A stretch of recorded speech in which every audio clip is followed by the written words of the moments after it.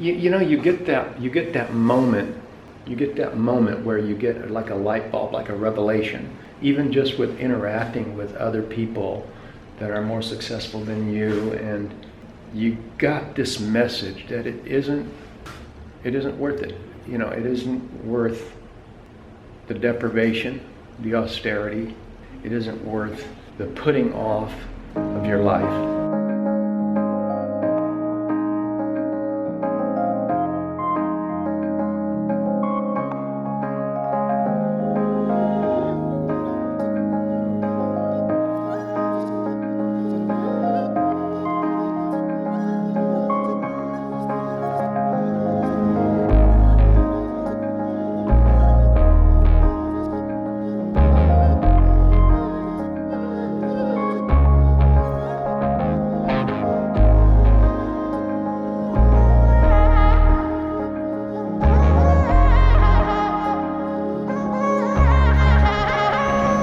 Welcome back to our channel, talking about retire early as a lifestyle. There's a lot that goes into that idea and that thought, and there's a lot to talk about. And today we're going to talk about why I quit the FIRE, F-I-R-E, financial independence, retire early, as a dogma, as a prescribed way of living your life.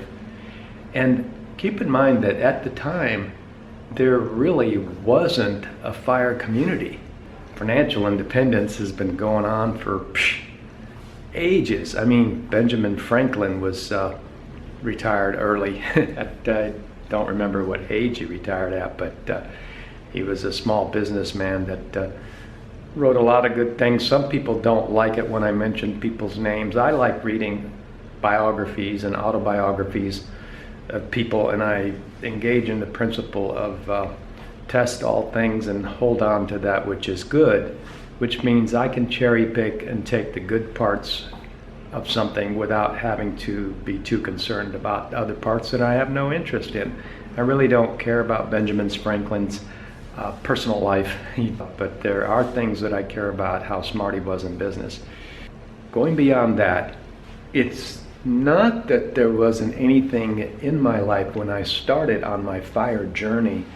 You know, I mean, if you looked at my life outwardly from the point of view of a third party, you would say, wow, this guy is in his 20s. But I frequently would have some of my workers, their parents would come and pick them up. You know, I was the owner, the boss, whatever you want to call it.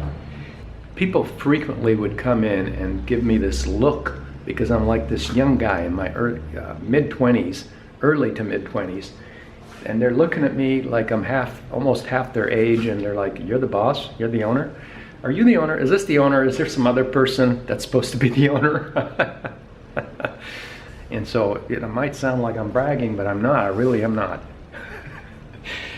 You know, there's a huge entrepreneurial resurgence going on now that makes that idea not so novel or interesting maybe this day and age. There's a lot of that, and that's good. It's a good thing.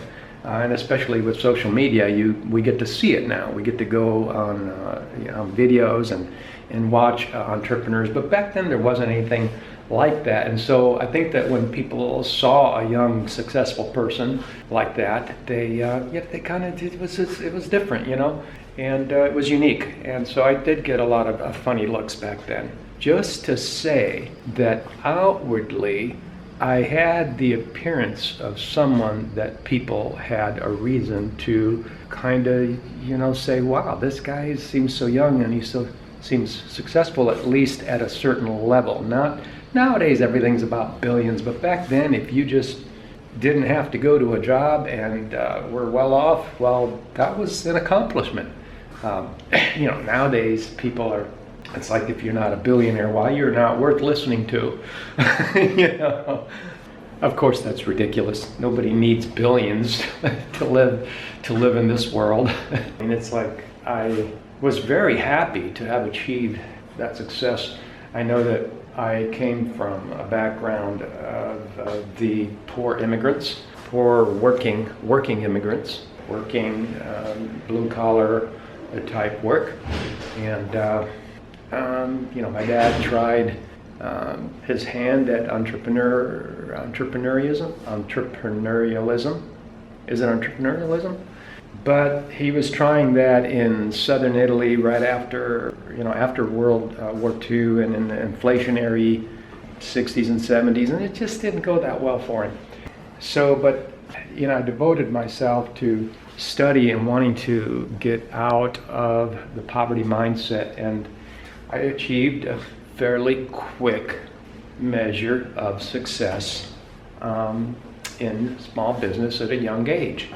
And just to say that I had calculated, as people do in the fire community, how long I would have to keep doing that in order to save up so much money to be able to not do the things I didn't really necessarily want to be doing all day long.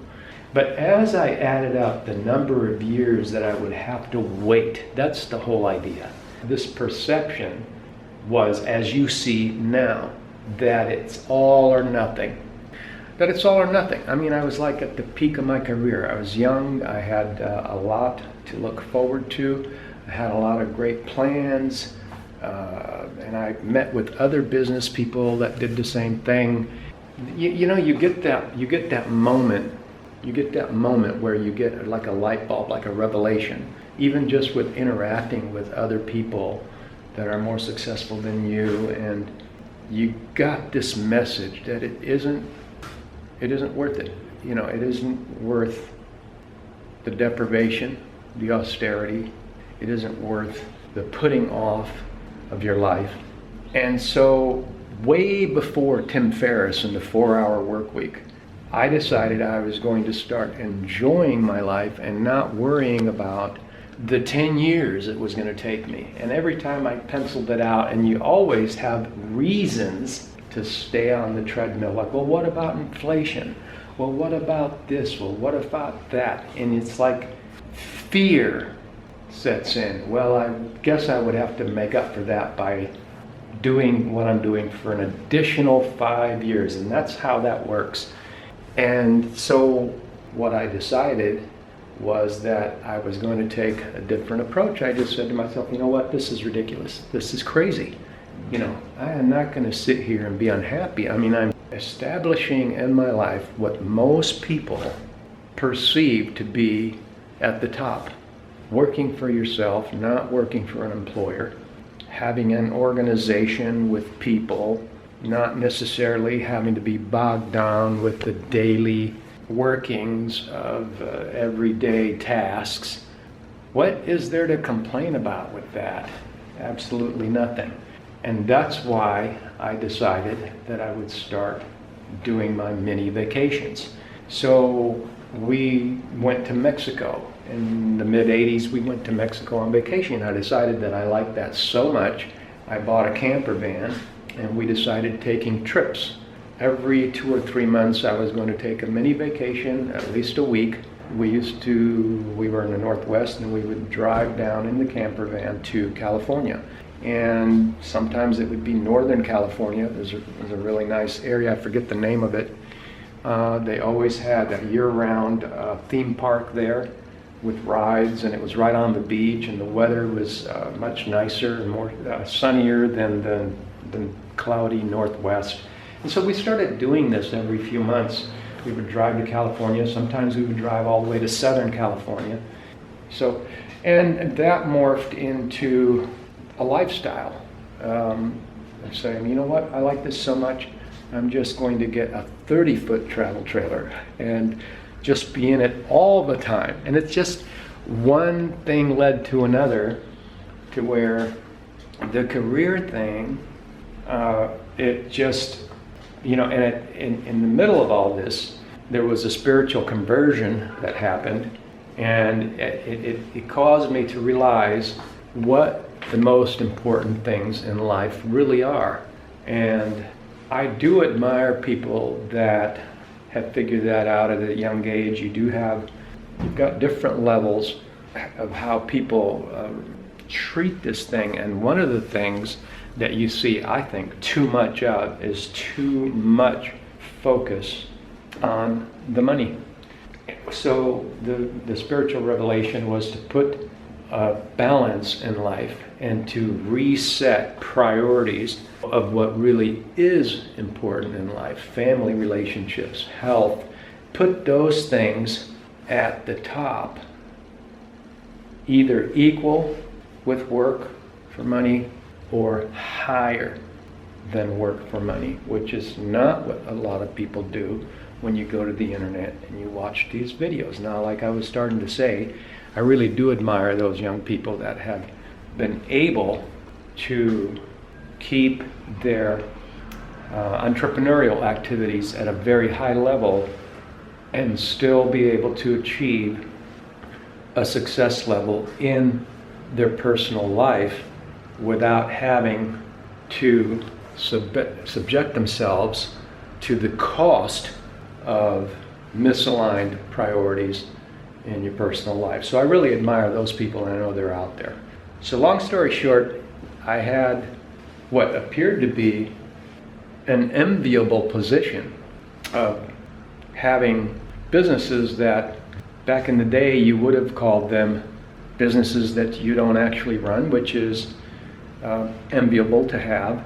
So nowadays the discussion is always about passive income, which is a little bit of a misnomer because actual 100% passive income is pretty challenging to achieve, but that's a different conversation. And so here I was at the top of my potential of my career at the youngest age. And you know, I did run into books like Retire at 35, and so the idea, and there was a lot of articles too that would come out in the newspaper about these people that chucked it all at a young age, a relatively young age, around 40 or sooner, sold all their possessions and went and sailed the world. And these are the kinds of stories that were encouraging to me. And a lot of times these people were what back then were called yuppies, young urban professional, blah, blah, basically just high earning professionals living in high cost of living areas. That's really what it comes down to. And you still have that. You still have that. You see that all over the social media. And they're all over the social media, and they're the ones when you find out, oh, we retired at 40, blah, blah, blah. So I do think that people can be misled, and it is important to have the proper type of encouragement. And that's my goal in my videos, is to encourage people to understand that you can live a happy life at the same time as living a balanced life where you do strengthen family relationships and any relationships, friends, family, where you do take care of your health, where you can stay healthy. And it's not automatic, because you see this thing, oh, well, when you get old, you're going to get sick. Becoming a mature person is not synonymous with bad health. It's just a misconception, and it's actually a product of the choices that we've made in life. And that's the purpose of my videos, is to encourage people to realign their priorities and to pursue happiness on a daily basis as soon as possible. And we always say, right now. And thanks for coming to the channel. Have a wonderful day.